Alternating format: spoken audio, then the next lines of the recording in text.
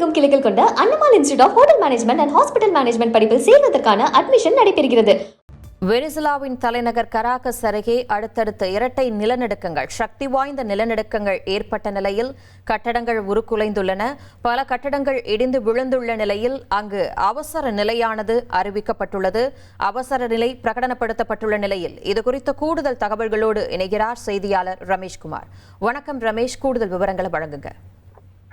Venezuela நாட்டில் உள்நாட்டு அவசர நிலை பிரகடனப்படுத்தப்பட்டிருக்கிறது. வெனிசுலா நாட்டில் இன்று காலை 2 முறை சக்தி வாய்ந்த நிலநடுக்கம் ஏற்பட்டது. ரிக்டர் அளவுகோலில் 7.1 மற்றும் 7.5 இது பதிவாகி இருக்கிறது. இது மிக சக்தி வாய்ந்த நிலநடுக்கம் என்பதன் காரணமாக மிகப்பெரிய அளவில் அங்கு பாதிப்புகளும் சேதங்களும் ஏற்பட்டிருக்கிறது. பல உயரடுக்கு மாடி கட்டிடங்களும் அப்பளம் போல விழுந்து நொறுங்கி தரைமட்டமாக்கி இருக்கின்றன. இதனைத் தொடர்ந்து வெனிசுலா நாட்டில் அவசர நிலை பிரகடனம் செய்யப்படுவதாக அந்த நாட்டினுடைய பொறுப்பதிபர் டெல்சி அவர்கள் அறிவித்திருக்கிறார்.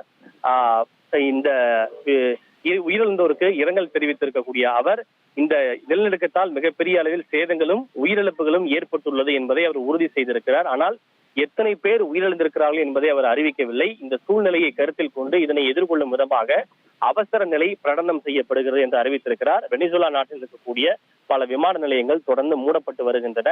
இதன் காரணமாக பேரிடர் மீட்பு படைகள் உடனடியாக அவசர கால மீட்பு நடவடிக்கைகளை துவங்குவதற்காக இந்த அவசர நிலை என்பது பிரகடனம் செய்யப்பட்டிருக்கிறது. நன்றி ரமேஷ்குமார், உங்களுடைய விரிவான தகவல்களுக்கு.